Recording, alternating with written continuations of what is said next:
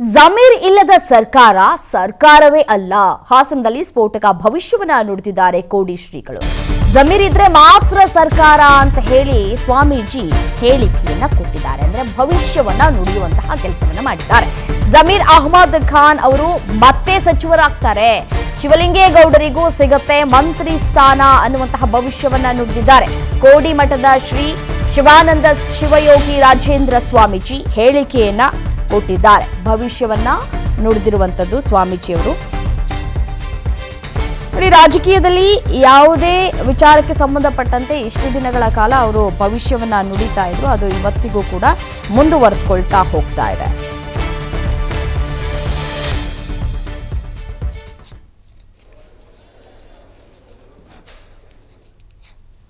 ಕಾರಣಕ್ಕೂ ಜಮೀರಿಲ್ಲದ ಸರ್ಕಾರ ಅಲ್ಲ, ಸರ್ಕಾರ ಆಗಲ್ಲ. ಜಮೀರಿದ್ದರೆ ಸರ್ಕಾರ. ಆ ದೃಷ್ಟಿಯಿಂದ ಜಮೀರವರು ಮತ್ತೆ ಮಂತ್ರಿಮಂಡಲ ಸೇರ್ತಾರೆ. ಈ ದರ್ಗಾಕ್ಕೆ ಬರ್ತೀನಿ ಅಂತ ನನ್ನ ಕಡೆ ಹೇಳಿದ್ದಾರೆ. ಮೊನ್ನೆ ಸ್ಪೀಕರ್ ಬಂದರು, ನಿಮಗೆ ಅವರು ಬರ್ತೀವಿ ಅಂತ ಅಲ್ಲಿ ಹೇಳಿದ್ದಾರೆ. ಹಾಗಾಗಿ ಹಾಗೆ ಆಗ್ತಾರೆ. ನಮ್ಮ ಮಹಮ್ಮದೀಯ ಬಂಧುಗಳು, ನಮ್ಮ ಹುಡುಗರು ಯಾವುದೋ ಆಕ್ರೋಶ ಪಡಬೇಡ್ರಿ, ಶಾಂತಿಯಿಂದಿರ್ರಿ. ಅದ್ರ ಬಗ್ಗೆ ನಾನು ಪ್ರಯತ್ನ ಮಾಡಿದ್ದೀನಿ, ನಾಡೂ ಪ್ರಯತ್ನ ಮಾಡ್ತೀನಿ. ಅವರು ಮಂತ್ರಿ ಆದ್ಕೊಳ್ಳಿ ಇಲ್ಲ ಕರ್ಕೊಂಬರೋಣಂತೆ.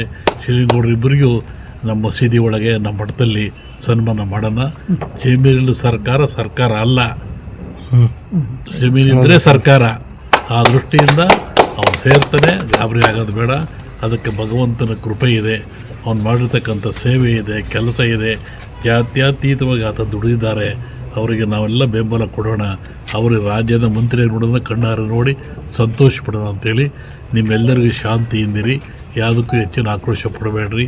ಅವರು ಮಂತ್ರಿ ಆಗ್ತಾರೆ ಅನ್ನೋ ಮಾತನ್ನು ನಿಮಗೆ ಹೇಳಿ ಒಳ್ಳೆಯ ಶುಭವನ್ನು ಹಾರೈಸ್ತಾ ಇದ್ದೀವಿ.